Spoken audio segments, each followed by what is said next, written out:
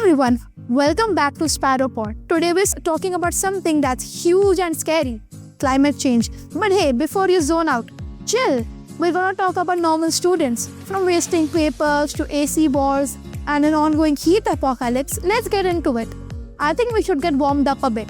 So, Humaira, here's for you. On a scale of 1 to 10, how much do you think climate change will affect us in the future? Probably a 9 because it's already affecting our world from extreme climate and will likely impact my life as well as I get older. Adil, here's to you. What's one climate guilty habit you know that you have?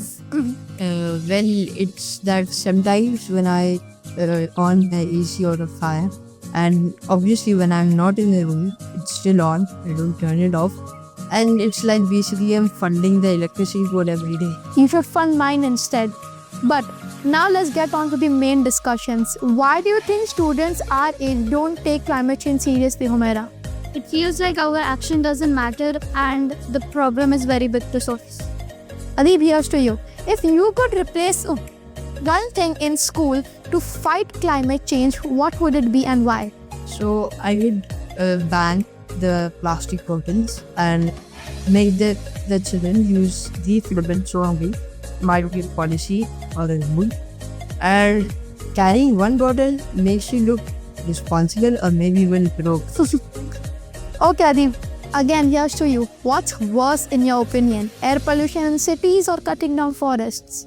Well, I think cutting down forests, because after the forests are cut out, there is no oxygen left in this world, and more air pollution will be obviously produced. So once the forest is gone, we are gone.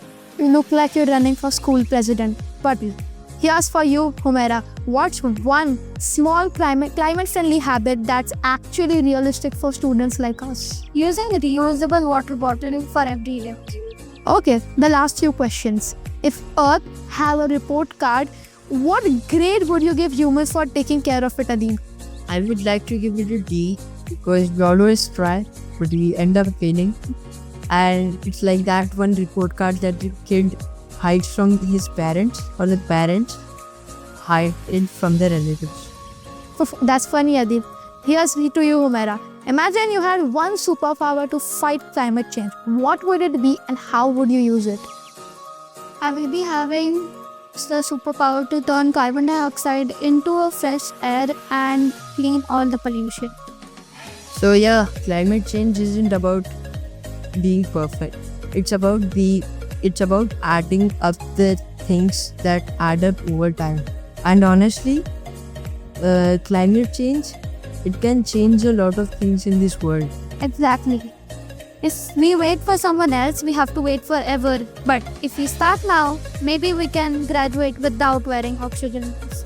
Thanks for tuning into Sparrowpod. We'll be back with another SDG topic soon. Because if not us, then who? And if not now, then when?